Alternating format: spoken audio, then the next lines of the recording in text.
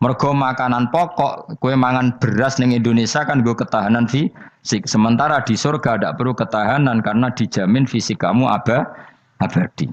Paham ya? Saya ulang lagi ya. Kalau di dunia kan kue butuh mangan pokok supaya mempertahankan fisik. Karena fisik kamu rawan rusak kalau tidak makan makanan pokok. Sementara di surga fisik kamu tidak mungkin rusak sehingga tidak perlu makanan sing pokok. Kabeh sifatnya makanan mau gue enak-enakan tok. Ora perlu lali hifdzi sihatin, ora perlu gue jaga kesehatan. Mergo li anna ahlal jannati krana sak temene penduduk swarga iku mustaghnuna semuge kabeh an hifdziya saking jaga sihah bi khalqi atsadihim sebab gawe jasad ahli swarga digawe lil abadi krana selawase lawas. Jadi kamane di surga kamu tidak perlu mikir obat, tidak perlu mikir pakanan yang menguatkan karena fisik kamu sudah didesain abadi. Jadi butuh makan itu hanya menunjukkan untuk kenikmatan. Jadi kamane ada semuanya itu demi kenikmatan, tidak demi menjaga ketahanan. Karena tubuh kita pasti sudah tahan karena didesain lil abad untuk lawas.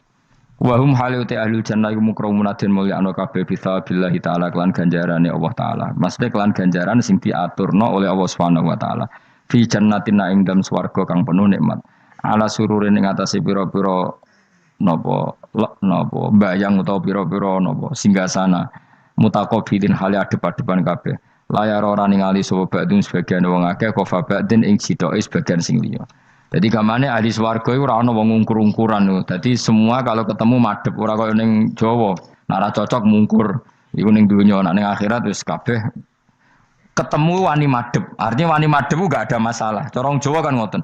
Wong iku diutang aku, nak ketemu ora madhep. Wong iku tau bodoni aku, nak ketemu ora madhep. Di Jawa itu kan bahasa itu sudah benar. Orang itu punya utang saya sehingga kalau ketemu saya tidak berani tatapmu muka. Nah di surga itu kalau ketemu berani tatap muka, artinya apa? Antar mereka tidak ada masalah sama sekali. Yutafu den iderno atau diidarno alaihi ing atase ahlul jannah ya ala kul den saben-saben suci minhum sange ahlul jannah apa bikasin kelawan gelas. Wa ta'al kasu alina iku ada bisa robi klan ana isine minumane kasu. Min mainin saking arak sing seger. Min khamrin tegese arak ya jri kang lumaku apa ikla khamr ala wajil ardi ing atase bumi jabani bumi kan haril mak kaya dene sungene banyu. Dadi arak diharamno ning donya mergo soben dihalalo ning akhirat. Dadi malah ana ancaman sing ngombe arak ning donya ora bakal ngombe teng napa akhirat ya kecuali kalau mau tobat. Bedoa terputih asad tegese banget apane badan putih minal laban dibanding susu. Ladatin terenak eladi dah tegese enak li syaribin kudu sing ngombe. Bi khilam bi khamri dunya kelan beberitani arak dunya fa inna khamrat dunya iku karihatun iku ora nyenengno ing dasyurbi nalikane dinombe. La fiha ora ana iku tetep ing dalem khamrah. Haulun utawi dadekno mabuk ma tegese perkara yahtalu kang iso ngilangno apa mauku lahum ing akale wong akeh. Arak-arak di akhirat nanti itu tidak arak yang memabukkan. Walahum lan ora ana utawa ahlul jannah anda sange arak yunzafuna iku didadekno mabuk sapa ngake fathiza wa kasra minna sabasyarif wa anzafa yaskaruna tegese dadi mabuk sapa ngake utawa yusiruna dadi mabuk sapa ngake bi khilafi khamri dunya hal berbedane arak dunya. Jadi mereka ngombe arak tapi tidak mabuk. Mereka punya bidadari banyak tapi ora selingkuh ora darani zina. Mulane ning donya ora usah zina sampeyan ning akhirat ana bidadari akeh. Wayu ora usah bayarno. Wis ayu ora cerewet ora njaluk blonjo supaya penak lah. Ning donya serapati ayu njaluk blonjo ngomel aduh ribet. Mesti bojomu ora bojoku. Wa indahum qasil. Tapi ngalami kabeh ora apa-apa sunnatullah napa? Ben seru menapa? Tapi sepi lho. Omah esuk-esuk ora ono ngamuk sepi. Tapi angen-angen ya bener. Ben napa? Omah iku hidup. Omah napa? Wa indahum qasiratut tarfiin. Wa indahum lan iku ana ing sanding ahlul jannah qasiratut tarfi utawi bidadari sing pandangane iku terbatas. Manane habisatul ayun tegese muk membatasi pemandangan ala azwajina ing atase bojone bidadari. Dadi ning swarga bojomu ayu enggak pernah memandang cowok lain. Gak kepikiran delok wong liya. Ora usah mbok takono. Nek ning donya piye Gus? Takono dhewe kowe takon. Wong sing alami kowe kok takok aku. Layang durna ora ningali sapa kok para widadari la ghirihim maring liyane bojone li husnihim krana apike bojone mereka indauna ana ing sandinge widadari. Dadi widadari ku didesain mok roh gantenge wong mok bojone tok. Nak ro wong liya mbok ketok opo pokoke roe ku nak sing apik ya bojone tok. Nak ning donya piye coba takokno.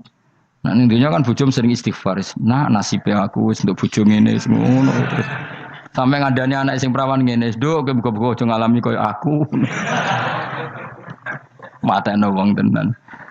Muji bojone wong liya ora tau gelem muji bojone dhewe. Lah nek takok, "Lah kok ngono, Gus? Kowe lau tekem ya ngono." Ndek bojo iku ngeluh. Lah iya akhirnya diwales pangeran bojomu untuk kowe ya. Lha kowe dhek lakonane ngono. Wah tangga kabeh bojone ayu kok aku tok sing wis terusno dhewe-dhewe. Wae kabeh dihisab dhewe-dhewe. Dawi dadari kelakuane ra ngono piye?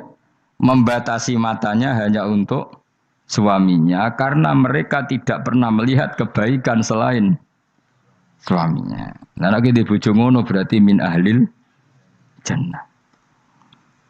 Yo mau cuancang ning kamar iku bener ora wong liya. Ben sing ganteng kowe tok jan sing lanang kowe tok. Tapi dianggep wong stres ya. Kena undang-undang saiki penjara. Ngajak bojo ora gelem kok peksa napa? Iku mesti bojone ayu sing akeh mlebu penjara. Nek bojone elek kan padha ora gelem.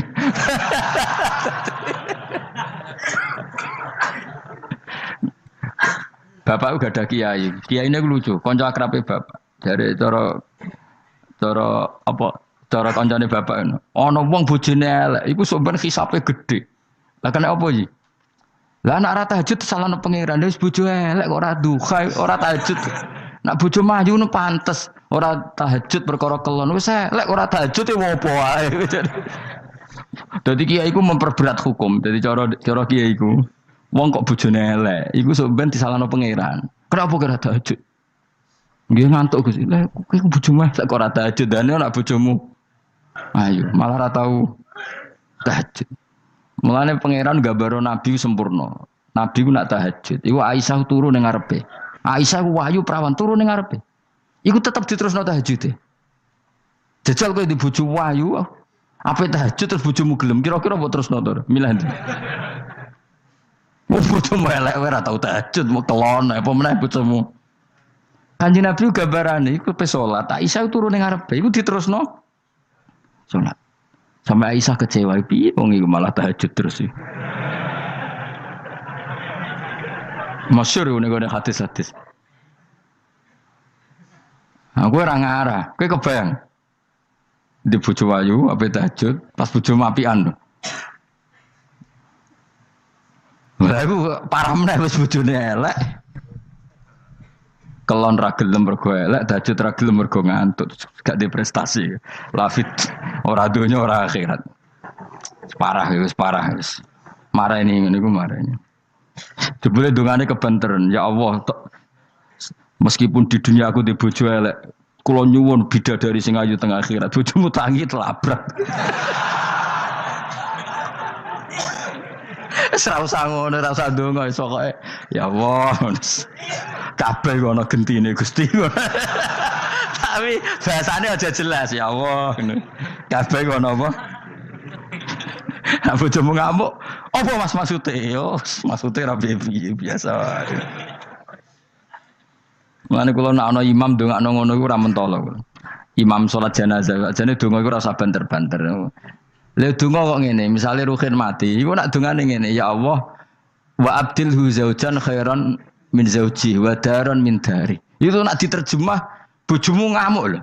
Ya Allah kasih dia istri yang lebih baik ketimbang istri yang sekarang. Wa daron khairan min dari, kasih dia rumah yang lebih baik timbang rumah yang. Tapi alhamdulillah doa faham yo. Amin. Amin. Padahal doa itu sangat menyinggung loh. Ya, isih hafal donga iku. Iku aja terusno, maksudnya iku. Nah, wong mati kan dongane di antara ya Allahumma pokoke wa abdilhu zaujan khairan bin zauji wa daron. Itu nak diterjemahkan. Gusti niki mawon teng donya di bojo ngeten iki teng donya mawon. Genti nggih Gusti teng akhirat. Kan artine ngono. Apa wa abdilhu digenti tambah Gusti kok. Tukar tambah maksudnya Gusti. Jadi wong ra paham barokah.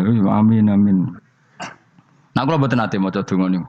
Langsung badaron khairon min dari. Mergo nak zaujan kadang sing wedok iso nangis, cek muni amin amin wah perkara gitu. Maksudnya dua iku ya ora ngono, tapi terjemahannya kan ngono, wa abdilhu zaujan khairon. Maksudnya gini loh. Jadikan kalau istri kamu itu nanti masuk surga, berarti terjemahannya itu jadikan watak istri ini lebih baik ketimbang watak yang sekarang. Plus ada tambahan di sana karena nanti kan widadari piro kan jarimu 70 ya. Berarti 71 apa 70 plus bojomu? Gak 70 itu 71.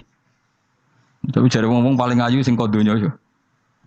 Tenan ora ya kowe sampeyan delok wae ora usah takok aku saiki sampeyan delok. Lah gunane opo kowe takok aku jebule mlebu neraka. Gak penting, ngono iku rasa kiyaine ya goblok, takoki ngono dijawab, ora usah dijawab. Mlebu swarga sik, lagi takok. Lah nek kono bantah, nek isi swarga ora usah takok. Lah iya padha iku mlebu neraka gunane apa ora iku? Ya ora usah takok ya. Pokoke kok ning swarga ketemu, ya Gus bener jebule jenengan ngono. Gampang kan? Ya tapi aku aja padha, mosok santrine entuk 70 kene 70 ya ora. Tetep aku ora trimo, jumlahe padha ya ora trimo. Kadar ayune padha ya ora trimo. Tetep mbek pangeran ya tetep beda tetep.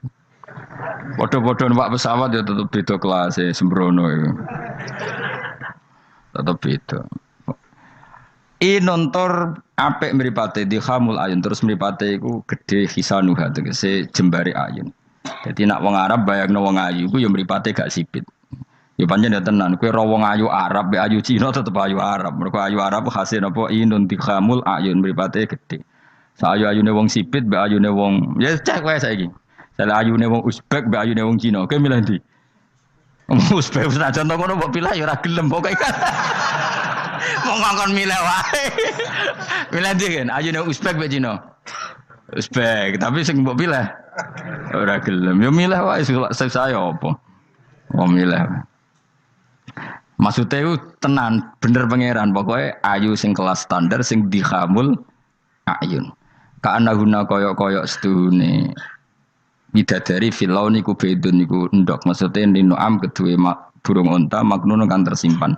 Mastunun disimpan biraisihi kelawan utorisihi kelawan apa sayape utawa apa itu.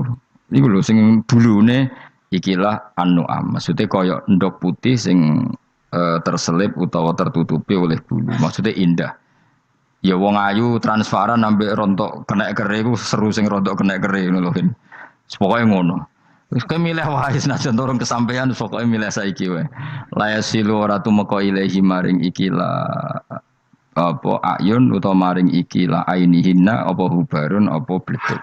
Walau nuhu wa wa albayat fi sufratin wa ahsanu ing dalam agak-agak kekuningan ahsanu alwanin nisa iku luwe apik-apike warnane wong wedok. Pokoke ora usah takok, sampeyan lakoni. Faqbala mengko madhep sapa ba'dum sebagiane ahlul jannah. Ba'du ahlil jannah tegese sebagiane ahli swarga madhep ala ba'din ing atase sebagian yata sauna hale saling takok sapa ahlul jannah. Amma sing perkara maro kang wis kliwat apa mabihim kan ahlul jannah fid dunya ing dalem dunya. Iki kula terus nomase ra iso dilereni. Niki kan critane ngeten iki. Wong ahli swarga niku nek ning swarga niku takok kanca bisnise ning donya. Nah, mitra bisnise iku mlebu neraka karena kafir. Iki nunjukno nak wong saleh iku oleh kancanan wong kafir. Asal ndak harbi lho ya. Saya ulang lagi ya. Misalnya kowe urip ning Uni Soviet utawa urip ning Korea utawa bahkan urip ning Jakarta. Kan bisa saja mitra bisnismu ini orang kafir. Tapi dia perlakuannya ke kita baik. Urusan profesionalitas kerja juga apa? Baik. Singkat cerita, ketika di dunia gue sempat, misalnya kayak dijak dugem gak gelem, dijak zina gak gelem, terus dijak maling gak gelem, terus si kafir tadi ngomentari ngene, kenapa kayak ragilem zina, ragilem maling? Ya kita nanti kan dibangkitkan, dimintai tanggung jawab. Terus dari sing kafir gak tenan ngono iku. Mosok orang mati mau dibangkitkan lagi. Nah, ketika perdebatan zaman di dunia terus mbok akhiri, ya wis karwane sok mben. Nah ternyata kalimat sampean karwane sok ben mbek Allah diwujudkan ketika kamu nanti masuk surga. Kowe takok, ya Allah saya beri hak ketemu teman saya yang berdebat sama saya. Singkat cerita, kamu dikasih lorong sama Allah untuk ketemu dia. Kancamu wis ning neraka. Dadi nunjukno wong nak ora kesampean dendame gak lega iku manusa. Wis manusa wis ngono kabeh. Sampai ning swarga iku nak ora kesampean dendam. Akhire ketemu ning neraka. Piye saiki kowe mbek aku bener ndi? Nyatane aku saiki ning swarga. Kowe kan sing ngomong nak aku wis mati iku ora iso tangi meneh. Nyatane aku saiki tangi. Tangiku ning swarga kowe neraka. Bar ketemu kabeh lega lagi dibalekno ning swarga. Lha wis disebut fal yaumal ladzina amanu minal kufari yadhakun alal araiki yang zurun hal suwibal kufaru makanu yafalun. Jadi nanti kamu yang punya teman-teman di masa lalu dikei kursi dilunggono dhuwure neraka, tapi sudah diatur mbek pangeran sedemikian rupa supaya kowe ora ceblok. Tapi nek aku milih ora usah jajal jah, mau tetep wis milih. Artinya nek kowe dendam ku dituruti mbek pangeran. Misale ana wong sing ning donya kok ngojo ngaji ta, entuk apa? Kowe cek mangkel diomongi ngono. Terus kowe baru kayak ngaji jalan mlebu iku ora lega nek gak ketemu wong iki. Lah repote jebule ketemu wong iki swargane sak dhuwure kowe. Wah yo. Repot. Akeh-akeh ora insyaallah ora, nek sing nyai insyaallah ora bakal swarga sak dhuwurmu. Tapi yo nek umat Nabi muga-muga disepuro. Nek dhuwure me takoki, lho ketemu aku kok swarga sak dhuwurmu. Bariku aku gebetun terus istighfar. Sementara kebar tanya dendam terus, mulane swarga ndek. Karena ngono ya repot tuh. Tapi intine ning ayat iki iku ana wong soleh kancanan wong kafir. Zaman ning donya sering dinyek nak sampean ra ono hari kebang. Lah iku wong sing mukmin mlebu swarga iki gak lega sedurunge mengkonfirmasi ulang ketemu koncone sing zaman ning do. Dan iku ambek Allah diberi hak. Napa diberi? Hak iku disebut apa? Fal yaumal ladzina amanu minal kufari hakun alal araiki yang zurun hal suwibal kufaru makanu ya falun pun jeng terus nokola ko iluminum gak diterangno ora iso ngakhiri pokoke ngono sok ben terusane kola ko iluminum ini kanali korin. Setelah saya jadi kiai dan penelitian, saya itu berkali-kali didatangi dokter, tentara, juga polisi. Mereka sering bilang gini, Gus saya ini dokter negeri.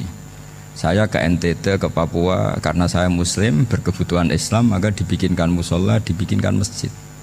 Kalau kiai tidak bisa, bikin sendiri urunan mau narik siapa. Gitu.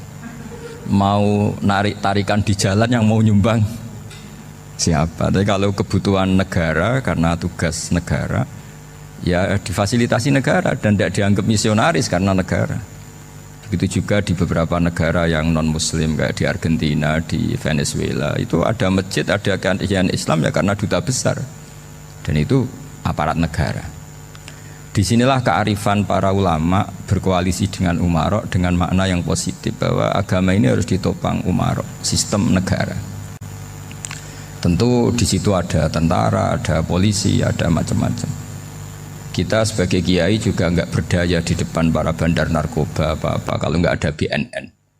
Kita mau apa dengan korupsi kalau enggak ada KPK. Sehingga kearifan para guru-guru kita, mulai Mbah Maimun, bapak saya sendiri, NU, Muhammadiyah, semua ormas-ormas Islam itu pasti maulah kerjasama. Karena kita siapa ya? Kalau enggak kerjasama. Dan di antara pesan Rasulullah SAW adalah yaduwahi ma'al jamaah. Jadi apa ya, kebersamaan itu sudah berkah. Fa inna yadallahi ma'al jamaah. Jadi berkah. Lalu kenapa saya kalau ngaji bawa kitab? Ini agak sebetulnya itu lazim. Lazim itu suatu yang harus. Tapi karena kelamaan mubalek itu tidak pakai kitab. Seakan-akan bawa kitab itu yang aneh. Sebenarnya aneh mereka. Karena begini logika simpelnya ya. Umat Nabi ini berhak dapat apa coba? Berhak dapat warisan yang paling luhur, paling hebat, paling jernih. Apa itu Quran dan hadis? Pertanyaannya, siapa yang paling punya hak otoritatif untuk menerangkan Quran hadis? Ulama. Ulama yang mana? Ya yang kapabel, yang sudah diakui dunia kayak Imam Ghazali, Imam Bukhari, Imam Syafi'i. Artinya kalau kita tidak pakai materi itu ulama mendapat pikiran kita, bukan mendapat pikiran mereka. Saya ulang lagi, kalau kita tidak pakai materi yang otentik, yang orisinil, umat ini mendapat pikiran kita, bukan pikiran mereka. Maka saya berusaha supaya teman-teman atau semua umat Islam dapat pikiran-pikirannya Imam Ghazali, pikiran-pikiran Imam Bukhari, pikiran-pikiran Abul Qasim Al-Junaidi, kejernian-kejernian Abu Yazid Al-Bustami. Kejeniusan itu diantaranya adalah misalnya makalah yang menurut saya itu makalah yang super. Jadi untuk ngadepi krisis karena COVID atau karena apalah. Itu lama dulu sederhana sekali. Beliau-beliau punya rumus yang mungkin jarang didengungkan orang, tapi saya akan kampanye rumus ini. Al-istighna, hakikatul istighna, itu adalah al-istighna anis syai' labihi. Jadi pemenuhan kebutuhan yang sebenarnya adalah kita berusaha menghindari sebanyak mungkin kebutuhan yang sekunder, yang enggak penting. Bukan memenuhi semua yang kita inginkan. Jadi misalnya begini ya, kalau kita lapar, itu keinginan kita itu makan enak apa asal makan? Tentu jawabannya asal makan yang sehat. Tapi kalau nuruti nafsu kita, makannya yang enak, teman makan ya enak.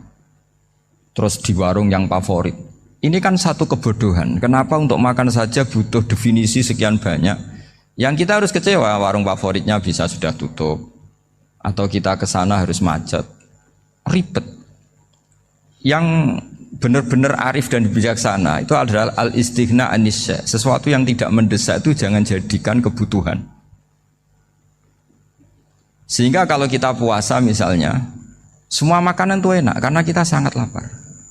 Sehingga Abul Qasim Al-Junaidi ketika ditanya, ma'idamu to'am, lauk makanan itu apa? Jawabannya lucu, alju, lapar. Kalau kamu lapar ya semuanya enak. Ini sudah mulai hilang. Kita bilang makan enak itu ya sate, ya gulai, ya pizza yang kita senang. Akhirnya apa? Untuk nikmati nikmatnya Allah itu kita jadi ribet. Apalagi yang orang-orang fasik harus ditemani perempuan yang tidak halal misalnya, atau harus ada ajudan, ribet. Nah pertanyaannya, orang yang ribet sama yang nggak ribet itu pinter mana? Pinter yang nggak ribet. Nah ini kearifan-kearifan yang mulai hilang. Lalu siapa yang bisa mewarisi itu? Ya ulama. Jadi ulama itu cara berpikir sebenarnya simple. Makanya mereka sering kalau tahajud itu, di antara makalah Sayyidina Ali paling terkenal dan yang menjadikan beliau punya derajat yang luar biasa, itu adalah kafani izzan antakuna li robban wa kafani fakhran an akuna laka abdan. Ya Allah, saya ini sudah begitu mulia, begitu terhormat dan sangat-sangat terhormat karena yang menjadi Tuhan itu Engkau. Jadi rumus pertama itu karena menjadi Tuhan itu Engkau. Hanya Tuhan yang abadi, Tuhan yang pertama, hanya Tuhan yang al-awwal. Coba ya Allah, kalau saya ini punya Tuhan Fir'aun, punya Tuhan mati jadi tontonan lagi, itu kerennya di mana coba? Andai kan kita punya Tuhan Fir'aun, atau punya Tuhan yang asal usulnya manusia, apapun hebatnya manusia itu, kita punya Tuhan manusia itu. Tuhan yang lapar, yang kalau nggak makan mungkin pingsan, mungkin bisa kena COVID, nanti Tuhannya diisolasi, kayak apa? Makanya ketika Tuhan Allah menyindir ketuhanan selain Allah itu, Allah hanya menyindir dengan kalimat sederhana, kana yakulanit to'am, yang kamu tuhankan itu masih makan. Artinya kalau nggak makan ya lemes. Jadi lama-lama ada orang gini, alhamdulillah tadi Tuhan mampir ke saya, kelihatannya lapar, setelah tak kasih makan sehat lagi. Susah nggak punya Tuhan yang seperti itu. Beda dengan Tuhan kita. Tuhan yang nggak butuh makan, nggak butuh minum, al-qayyum, zat yang berdiri sendiri tanpa butuh yang lain, al-awwal. Sebelum ada langit bumi sudah ada Tuhan kita yaitu Allah. Bandingkan dengan Tuhan-Tuhan yang dipertuhan yang lain, yang adanya setelah bumi, misalnya Fir'aun dan sebagainya. Sehingga Sayyidina Ali pertama jadi kebanggaan apa? Kafani izzan antakuna li robban. Saya ini keren betul karena punya Tuhan yaitu Engkau. Tuhan yang lahul asmaul husna, Tuhan yang semuanya punya kebaikan, punya keabadian, punya keagungan. Terus wa kafani fakhron an akuna laka abdan, dan saya bangga sekali karena saya menjadi hambamu. Kalau saya jadi hambanya Pak Rektor ribet kan? Sudah tak hormati ternyata nanti tidak rektor. Ya kan ribet kan? Terus pokoknya ribet. Jadi budaknya manusia itu ribet. Makanya ada seorang wali datang ke temannya yang jadi presiden atau jadi raja. Datang ke situ karena tidak punya uang, mau minta uang karena temannya raja. Setelah sampai sana ternyata temannya ini karena orang soleh pas berdoa, ya Allah saya minta ini, minta ini, minta ini. Terus si wali tadi pulang. Tanya, kenapa kamu pulang? ternyata dia sama, masih minta-minta kayak saya. Jadi sederhana deh. Sama-sama minta kamu, minta zat yang kamu mintain katanya. Jadi dulu itu orang itu sebegitu dekat dengan Allah. Sehingga si raja ini terus ketemu wali tadi tanya, kenapa kamu menyepelekan saya padahal sekarang saya raja. Terus ditanya sama wali tadi, karena temannya, kalau kamu di padang pasir tidak bisa minum dan harus minum 1 gelas, dengan ongkos kamu harus mengasihkan semua kerajaan kamu demi minuman itu. Pilih mana, minuman apa tetap jadi raja? Ya saya milih bisa minum. Saya tidak raja tetap hidup, tapi kalau nggak minum mati. Bagaimana Anda bangga dengan satu kerajaan sing la yusawi kak samain, yang tidak sama dengan segelas air. Jadi artinya terus mereka melihat jadi raja itu ya biasa, jadi presiden biasa, jadi rektor biasa. Karena mereka biasa berlogika hakikatul izzah itu ya taqarrub ila Allah, yang benar-benar terhormat itu ya dekat dengan Allah.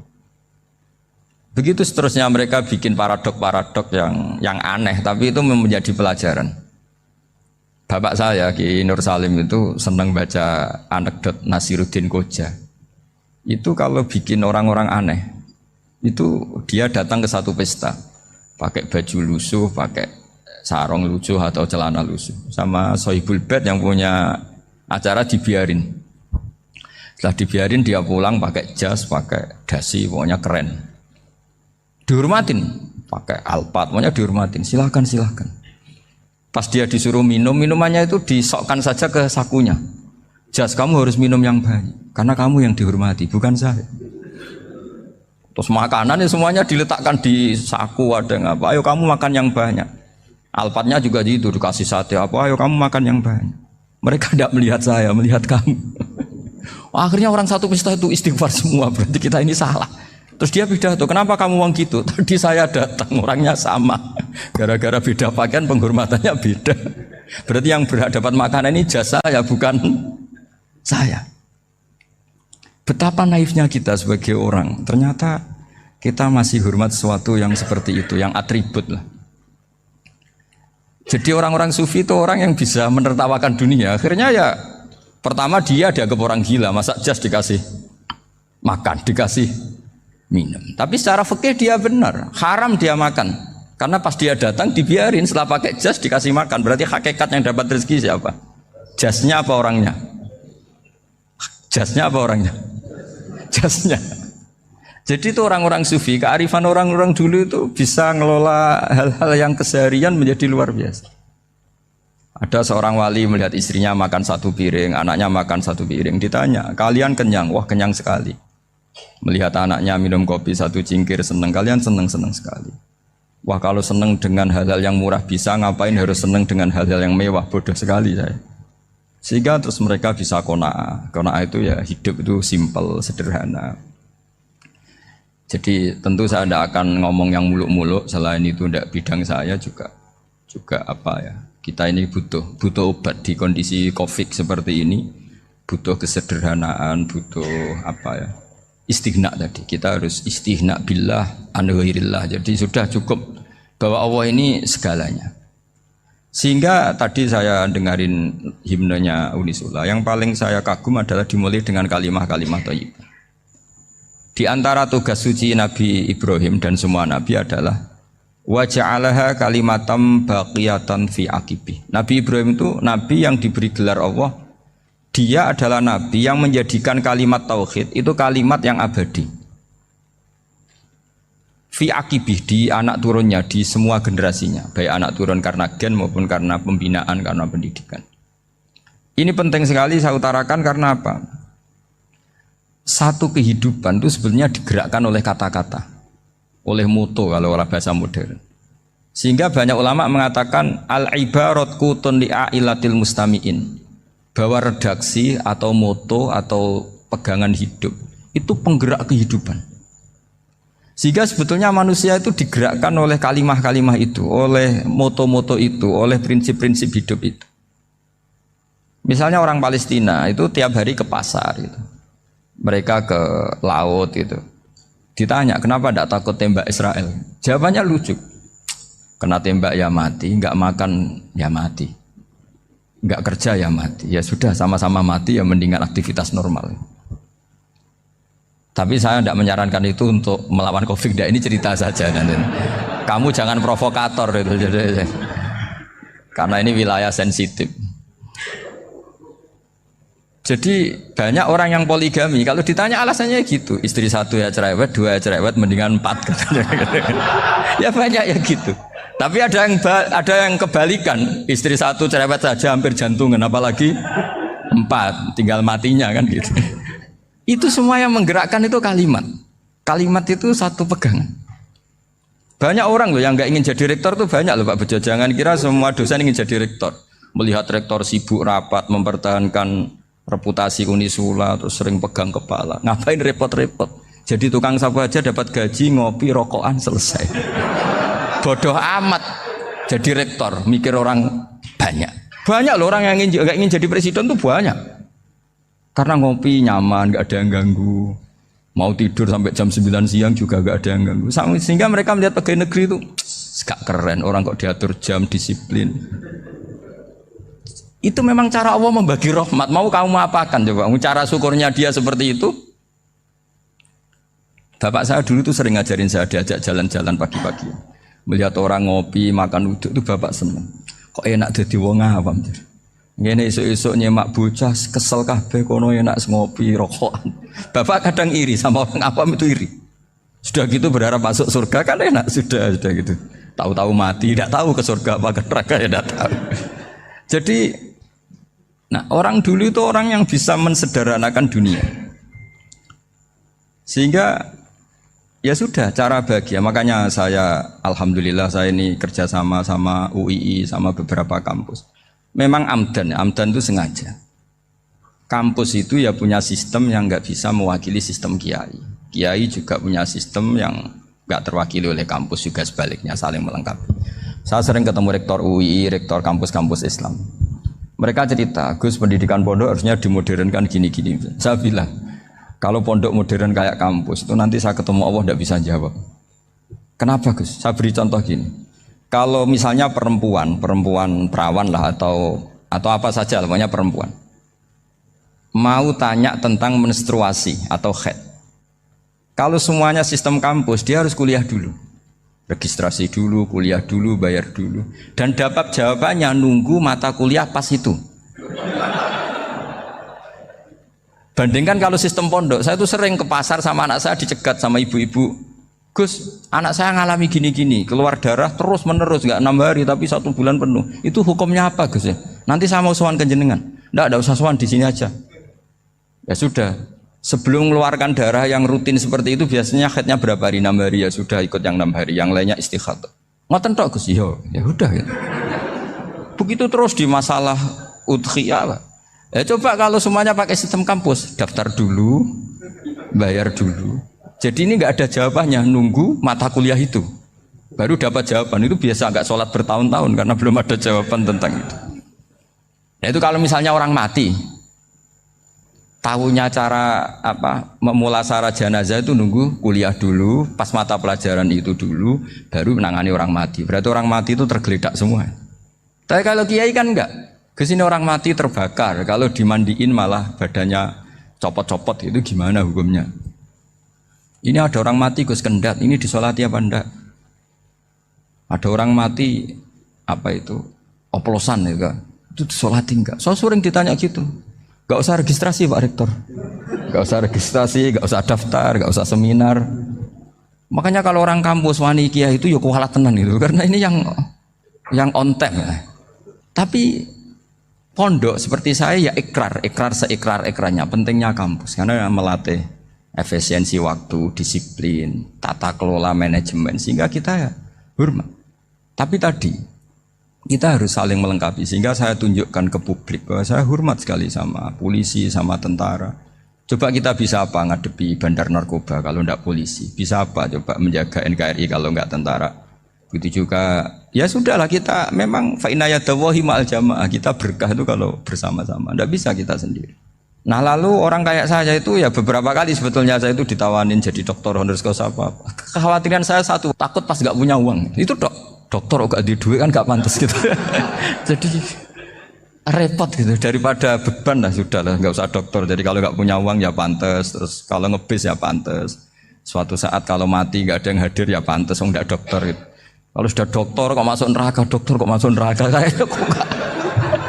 kayaknya apalagi rektor kampus Islam kok masuk neraka itu kan kok kayak nggak pas itu. Misalnya rektor lah ditanya mungkar nakir, nggak bisa kan kayak gimana gitu. Makanya harus sering ngaji saya supaya nggak malu di depan mungkar nakir. Masa rektor ditanya mungkar nakir nggak bisa. Harus berani bentak. Ini saya rektor loh Pak mungkar nakir. Masa kalau wali-wali dulu berani. Masyhur di cerita wali-wali ditanya marabbuka manabuka. Saya ini guru tauhid. Kok kamu tanya marabbuka manabuka yang ngelotok?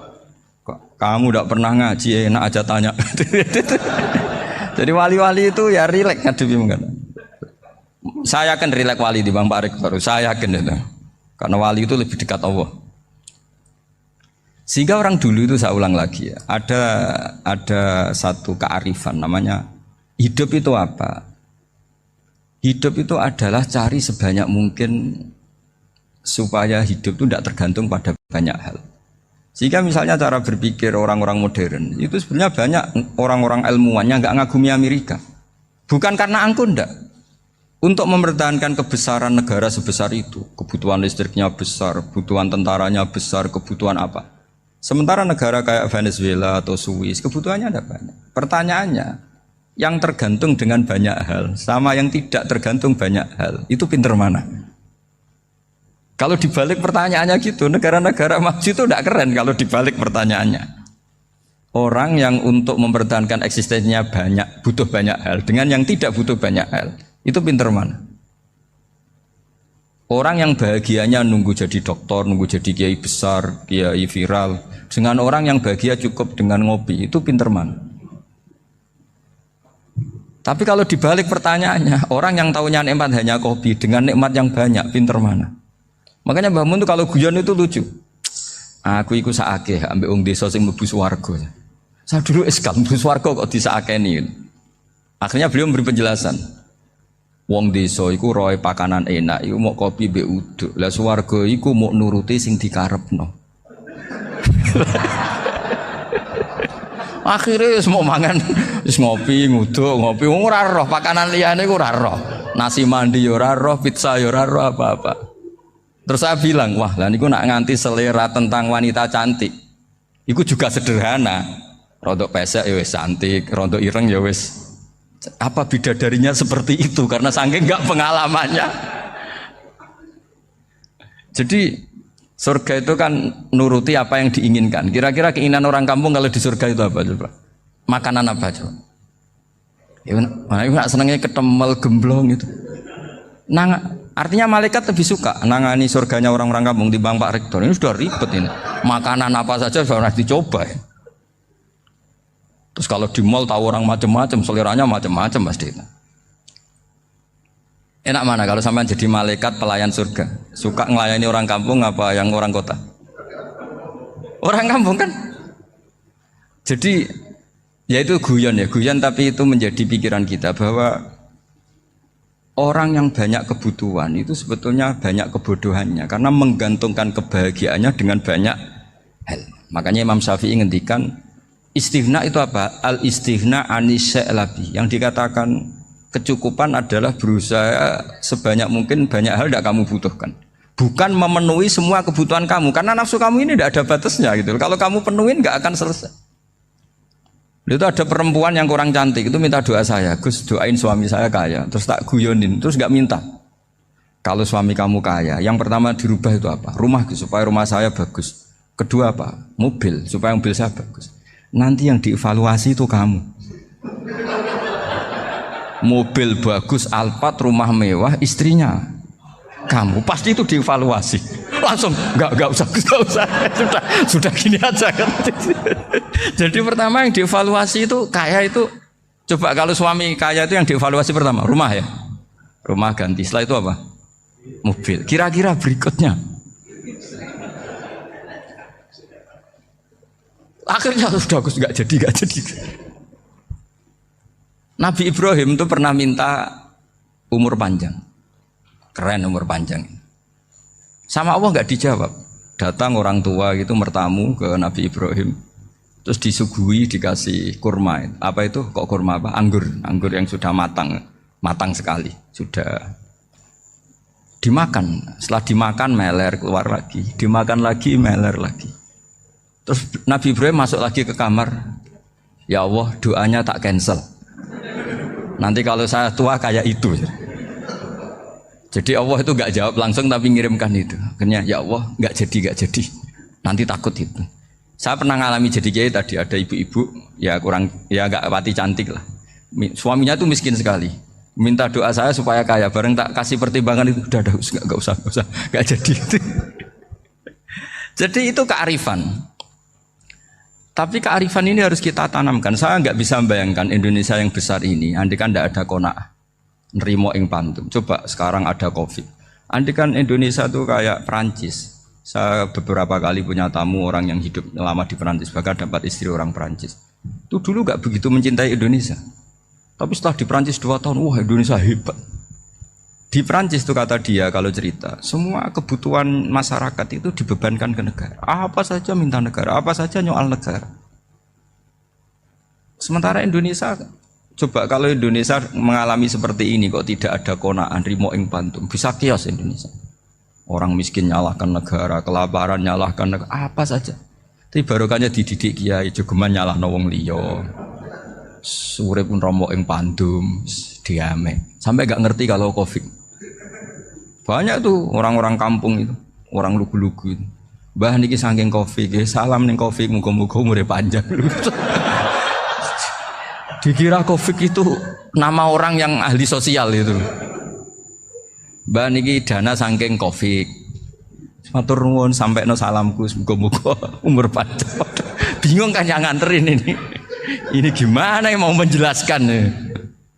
Memang enggak paham. Ribet kan. Tapi saya pastikan bahwa dengan keadaan seperti ini kita bahagia, kita stabil itu jelas barokahnya kalimat tadi, moto tadi atau pegangan hidup tadi. Makanya disebut al-ibarat qutun li'ailatil mustami'in, bahwa redaksi atau kata-kata atau pegangan atau filosofi hidup apalah namanya itu adalah penyemangat. Penyemangat. Karena kata-kata ini memang luar biasa. Ketika sahabat perang demi kebenaran, zaman itu ya pasti benar karena yang dibela Nabi. Dulu itu kan enak zaman Nabi, yang dibela mesti benarnya, musuhnya mesti salahnya. Sehingga dulu itu memang harus tegas. Kalau sekarang mau tegas gimana? Yang kamu bela tidak mesti benar, musuhnya tidak mesti salah. Ribet kan kalau misalnya saya tukaran sama Pak Rektor, kamu mau bela mana kan bingung. Saya tidak mesti benar, saya tidak Nabi. Pak Rektor apalagi nggak mesti benar lagi kan? Ribet kan? Jadi kalau kita mau perang sekarang itu mau pede gimana? Enggak. Makanya banyak ulama sekarang tuh mau tegas tuh nggak berani karena ya banyak hal yang abu-abu lah wilayahnya, misalnya pilihan presiden atau pilihan bupati, pilihan menteri. Kamu mati-matian bela itu, yang kamu bela tidak mesti benar, musuh kamu tidak mesti salah. Misalnya pilihan bupati, wah ini kabupaten ini baik kalau bupatinya ini, yang satu bilang ini, terus tim suksesnya kamu tanya, kamu yakin? Ya tidak juga.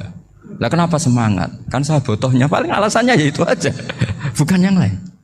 Beda dengan zaman Nabi, Nabinya mesti benar, Abu Jahalnya mesti salah. Kan enak aturan mainnya jelas.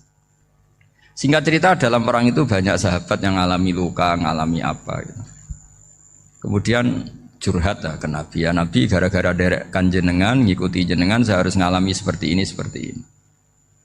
Ngiranya orang itu diapresiasi sama Allah keluarnya. Ternyata sama Allah gak diapresiasi.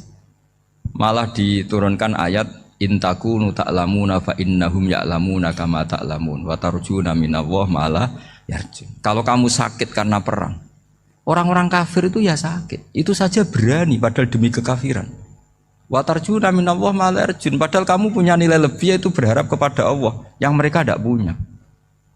Saya jadi kiai itu ya kadang mangkel. Karena yang benci ya benci, yang seneng itu ngel-ngel loh kayak Pak Bejo. Jadi semuanya ribet. Nah iya, yang benci ya ganggu, yang seneng ya ganggu, tambah nemen. Seribet. Tapi kalau sudah ingat bandar narkoba, mereka berhadapan dengan polisi, kadang ditembak karena kesalahannya terlalu fatal. Antar persaingan mereka juga bisa tembak-tembakan karena merebut pasar narkoba. Itu saja mereka berani. Kok kita yang jadi kiai kadang dicium tangannya, dihormati gak berani, hanya takut musibah-musibah kecil atau problem-problem kecil. Lah iya, kalau kita bandingannya gitu. Kalau kamu mau tahajud kedinginan, itu masih nanti dihisab Allah itu gitu. Maling ayam itu keluar malam-malam, hanya dapat ayam. Itu gak takut dingin. Ya gak takut digebuki masa. Kamu mau tahajud saja takut dingin. Makanya nanti hisabnya orang soleh itu nanti dijajarkan orang dolim. Terus diperbandingkan. Wah itu habis kamu kalau itu. Jadi misalnya Unisula mau rapat, tapi ini malam, kalau malam dingin nanti sama masuk angin. Anak-anak pang di perapatan aja berani kamu. Kalau sudah perbandingannya gitu tuh ribet kita nanti. Makanya itu kalimat itu moto atau filosofi hidup. Sehingga diulang lagi nasihat itu. Iyam saskum korhun fakodu masal koma korhum mislu. Kalau kamu kena luka, orang-orang yang nggak benar juga akan kena luka. Itu aja berani demi ketidakbenaran. Masa kamu demi kebenaran nggak berani? Akhirnya orang itu, ya itu kalimat, itu heroik. Makanya kita ini penting ya, makanya tadi himne Unisula dimulai kalimat thayyibah. Karena kalimat ini yang menjaga kita kalimat ini. Misalnya tentang Tuhan. Kenapa orang Islam imannya kokoh seperti ini, termasuk yang sudah hidup di Amerika, di Australia, di mana-mana. Itu ya barokahnya ajaran atau barokahnya kalimah. Saya sebut kalimah saya pakai bahasa santri. Karena la ilaha illallah itu dalam tradisi santri disebut kalimatu haqqin alaiha nahya wa alaiha namut wa alaiha nub'ats. Ada yang riwayat wa biha nub'ats insyaallah taala minal aminin. Kenapa mereka di mana-mana meskipun sekolah di Amerika, di Australia, bahkan di Uni Soviet tetap mukmin? Itu barokahnya ajaran yang benar. Allah itu siapa? Tuhan. Tuhan itu sifat dasarnya apa? Awal. Dia harus wujud awal sebelum makhluk yang lain. Sehingga ketika ada negara yang maju, yang tertib, manajemennya tertib, masyarakatnya makmur, tapi punya Tuhan yang tidak seperti itu, tidak awal, itu sudah gak nyaman. Karena ndaklah keren Tuhan saya, karena Tuhan saya itu al-awwal, zat yang pertama. Tuhan saya keren lah, zat yang gak mati. Tuhan yang gak mati, yang gak pernah ngalami kematian. Sehingga tontonan atau yang dilihat kenikmatan-kenikmatan yang lain ini tidak mengubah dia pendirian tentang Tuhan. Karena mantapnya satu kalimat tadi bahwa Tuhan itu ya harus satu, harus awal, harus tidak mati, tidak rusak, tidak ngalami apa-apa yang membahayakan. Sehingga ketika ditawarin Tuhan yang lain meskipun menjanjikan secara finansial atau kemakmuran, mereka gak tertarik. Itu coba, itu barokahnya makmur apa barokahnya ajaran? Barokahnya ajaran. Sering negara Islam itu kalah makmur dengan mereka, tapi barokahnya ajaran ini tetap apa? Tetap Islam. Makanya Nabi Ibrahim, Nabi yang sukses bikin wa ja'alaha kalimatam baqiyatan fi aqibi. Sehingga kita ini bekti sama orang tua misalnya, itu ya karena ajaran. Suwargamu itu karek wong tuamu. Nak wong tuamu ridho, Allah ridho. Nak ora ridho, Allah ora ridho. Ridho wa fi ridhol walidain wa sakhatu wa sukhtu wa fi sakhatil. Sehingga ketika ada orang tua yang agak brengsek gitu, anak-anak tetap hormat. Punya orang tua yang miskin, yang sudah miskin, tukang tombok nomor, banyak kan di kampung gitu. Ya tetap hormat. Coba kalau dari awal kita ngajari orang tua kamu hormati ya, kalau baik, kalau tidak usah. Bisa geger Indonesia. Tapi barokahnya ajaran-ajaran itu Indonesia tertib karena ada ajaran. Nah ini di sini pesantren dan Unisula semua harus berkontribusi membuat ajaran yang benar itu adalah ciri utama Islam. Sehingga Islam ini dimulai dengan ajaran kalimatu haqqin alaiha nahya wa alaiha namut. Sehingga kita tenang seperti ini. Saya ini termasuk kiai yang tenang. Meskipun kata orang banyak saya ini kiai besar, tapi termasuk kiai yang paling tenang. Termasuk yang paling tenang. Karena saya ini pakai mazhab orang-orang hebat. Saya berkali-kali cerita, orang kayak Imam Syafi'i itu orang yang luar biasa. Saya berkali-kali cerita. orang yang tadi nyium tangan kamu ya Imam Syafi'i di belakang tuh ngerasani kamu, menghujat kamu? Jawabannya enak saja. Berarti saya alhamdulillah orang yang wibawa. Buktinya di depan saya nggak berani. Jadi enteng saja. Diceritain sebagian kampung, sebagian separuh dari warga kamu itu nggak suka kamu. Ya bagus lah nggak suka saya, nggak akan utang duit saya. Di mana-mana orang utang tuh karena teman dekat. Kalau nggak seneng pasti minimal nggak utang, nggak pinjam mobil, nggak pinjam apa. Berkah mana yang seneng sama yang gede? Jadi dianggap enteng saja. Semua yang dialamin dianggap enteng saja. Misalnya punya istri pemarah, ya baguslah marahin suami. Kalau marahin tonggo malah ribet. Jadi kamu harus terima kasih kalau dimarahin istri. Baguslah marahin saya mah, kalau marahin tonggo ribet.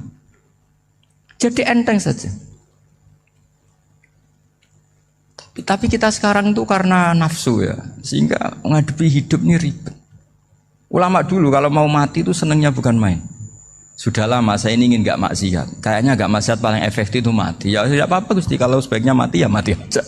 Enteng saja. Jadi melihat kematian itu akhir dari segala keburukan atau potensi keburukan.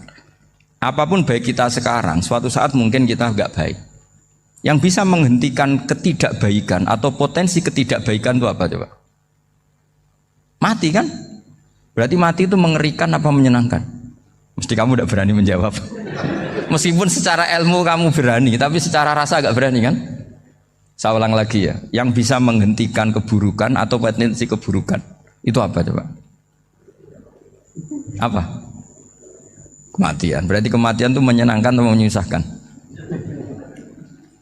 Apapun kamu tidak berani jawab karena kamu agak-agak duniawi itu kelihatannya. Tapi secara ilmu, kamu tahu kan kalau mati itu tidak buruk-buruk banget. Karena apa? Itu akhir dari segala keburukan. Sehingga Nabi ngajarkan kalimat itu begitu luar biasa. Allahumma ahyini maka natil hayatu khairan li wa tawaffani maka natil wafatu khairan li. Nabi melihat dunia itu begitu indah. Ya Allah, kalau saya ini hidup, anggap saja hidup ini ziyadatan li fi kulli khairin, menjadi modal saya menambah segala kebaikan. Jika suatu saat saya mati, anggap mawon rohatan li min kulli syarrin, itu akhir dari segala keburukan saya. Sehingga mati hidup ya baik karena di situ kita bisa berkontribusi, beramal soleh. Mati juga baik karena mengakhiri segala keburukan. Nabi nate ngendikan lagi, ajaban li amril mukmini inna amrohu kullahu khair. Orang mukmin itu mengagumkan, semuanya baik. In asobathu na'ma syakara fakana khairan lah. Kalau baru dapat nikmat, dia syukur, maka itu baik. Wa in asobatu dharra sabara. Kalau dapat masalah mereka sabar, itu juga baik. Sehingga orang mukmin dua sisinya pasti baik. Itu juga kalimat, maksudnya moto atau pegangan hidup. Nah berikut ini saya beri contoh, ini kenangan saya, ini contoh terakhir. Masalah jadi orang terkenal maupun tidak. Di sini dicontohkan Imam Ghazali di halaman 367 di kitab saya 367, juznya 3 di kitab Ihya Ulumuddin. Di sini beliau cerita betapa untuk menjaga ikhlas sebaiknya orang itu tidak terkenal, tidak syuhrah, tidak terkenal. Oke, itu kita sepakat ya, karena kalau terkenal mungkin orang dipaksa publik dengan tanda kutip untuk selalu berbuat baik, tapi karena jaim lah, jaga image atau apa. Tapi ketika dibalik pertanyaannya, kamu rela yang terkenal itu orang nggak benar, sementara yang orang benar itu nggak terkenal. Lalu masyarakat taunya yang tidak benar. Kalau pertanyaannya dibalik gitu, orang baik wajib terkenal enggak? Kalau pertanyaannya dibalik seperti itu. Dokter yang benar tidak terkenal, yang malpraktek terkenal. Kamu ingin kondisi seperti itu? Gak ingin kan? Kampus yang bagus gak terkenal, kampus yang bagus gak terkenal, yang gak bagus. Nah, artinya apa? Gara-gara olah kata, olah pikiran, ini logika jadi rubah. Lagi-lagi apa? Jawaban itu ada di kata-kata sebetulnya. Makanya bab-bab seperti ini tidak usahlah kita berdebat, berpolemik. Sebaiknya orang itu humul, menutup diri, apa sebaiknya orang terkenal, itu nggak perlu seperti itu. Sudah terserah Tuhan saja. Makanya saya mulai dulu ngaji sampai sekarang itu ya tidak punya punya ikon tertentu atau punya website tertentu, enggak. Sudah terserah pangeran, sudah. Saya enggak Saya juga tidak sok suci materialistik atau enggak ya tidak mikir saya. Bukan apa-apa ya karena saya ini kiai, jadi biasa urusannya sama Allah, tidak sama makhluk. Jadi pusing kalau sama sarah-sarahnya makhluk itu pusing. Meskipun rektor kalau nasihati saya pasti tidak saya terima, itu tetap makhluk itu sudah ada ngefek kalau saya itu sudah ada itu. Bukan karena saya sombong, ya memang makhluk betul gitu, bukan cuma nasibnya bejo aja, tapi makhluk tetap makhluk. Saya beri contoh ya. Ini makalah yang ditulis Imam Ghazali. Ya. I'lam aslahaka Allah anna aslal jah wa intisarus sayyid atau sayyidi wal istihar bahwa mazmum itu balil mahmudu al khumulu illa man saharahu wa ta'ala linasri dini min ghairi takallufi talabi syuhrati minhu. Jadi kalau kamu ingin ibadah kamu selamat ya kamu jangan terkenal. Tapi resikonya adalah kalau kebaikan itu tidak terkenal, maka enggak dikenali. Kalau enggak dikenali berarti masyarakat hanya punya percontohan yang tidak baik. Karena yang baik tidak terkenal. Jadi itulah ulama-ulama dulu. Jadi apa-apa itu dibanding-bandingkan. Kemudian nanti kelihatan, jawabannya itu kelihatan. Jadi ulama dulu itu biasa ngarang misalnya afatun nikah, sisi negatifnya nikah. Harus ngurmat istri, harus macam-macam, kalau terlantar itu ya dosa. Seperti tadi Pak Marsudi cerita, kalau orang ngapalkan Quran itu takut lupa, kalau lupa itu jadi dosa. Pertanyaannya, kalau semua orang takut lupa, takut dosa, semua orang nggak hafal Quran karena potongan-potongan lupa. Cara berpikir tidak seperti itu. Kalau berpikir ya namanya hafalan ya inginnya hafal, kan nggak ingin lupa. Lah nanti kalau takdirnya lupa karena hal-hal yang dimaklumi oleh syariat itu enggak yang termasuk dosa. Yang dosa itu lupa takliwiri udhrin syar'iyyan, lupa yang tidak ada sebab yang apa? Syar'i. Tapi lupa bawaan EQ-nya tidak bagus. Lupa bawaan sering dibentak. Oh itu enggak masalah karena bawaannya orang tertekan itu ya lupa. Coba kamu hafal Quran. Terus punya kredit jatuh tempo. Pas hari itu aku yakin enggak cerdas sudah. Itu bawaannya orang tertekan tuh pasti lupa. Jadi ya saya teruskan ya. Jadi terus ada makalah yang sangat bagus sekali tentang itu. Saya baca ya. Wa yadullu ala dzalika anna Allah azza wa jalla amaral anbiya'a bi idharil amali lil iktida wa khassahum bi mansibin nubuwah. Wala yajuzu ayyudzanna bihim annahum khurrimu afdhalal amalen. Jadi orang yang terlalu mendewa-dewakan khumul itu menutup diri. Oke itu baik karena dengan khumul, dengan menutup diri Anda tidak riya, Anda tidak pamer. Tapi kata Imam Ghazali, kamu juga harus ingat di antara syaratnya Nabi itu harus mengumumkan kalau beliau itu seorang Nabi. Harus memaklumatkan kalau beliau seorang Nabi supaya bisa diikuti. Caranya sholat harus diumumkan sehingga Nabi itu mengatakan harus jamaah. Karena dengan cara jamaah itu bisa shollu kama ra'aitumuni usolli. Coba kalau Nabi sholatnya enggak diperlihatkan, kamu harus sholat yang benar. Caranya gimana ya Rasulullah? Itu rahasia. Bingung enggak kira-kira? Bingung enggak? Ya misalnya amal rahasia selalu lebih baik. Terus ada pertanyaan, Nabi ngendikan kamu sholat yang benar. Caranya gimana Nabi? Ya itu rahasia. Terus gimana coba?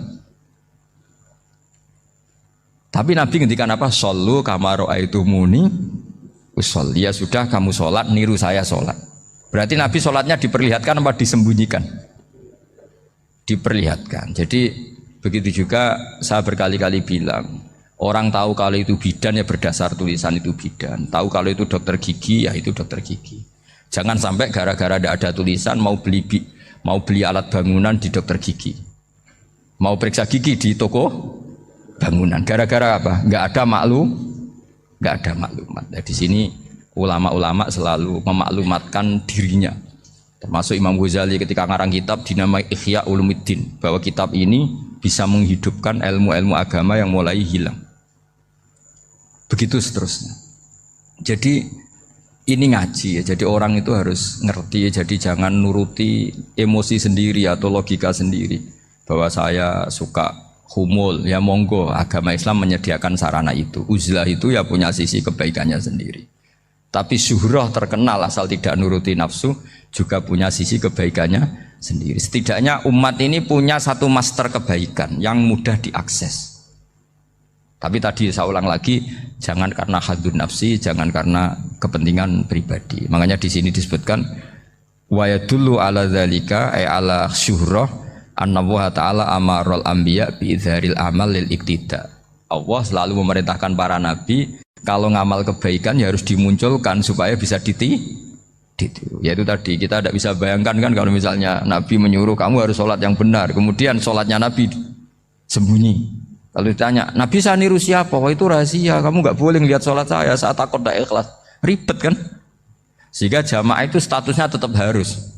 Nah bedanya harus ini ulama berpendapat harus yang apa? Fardu kifayah. Tapi fardu itu maknanya harus. Tapi bukan berarti kalau nggak jamaah sholatnya nggak sah, nggak. Tapi statusnya jamaah tetap apa? Harus.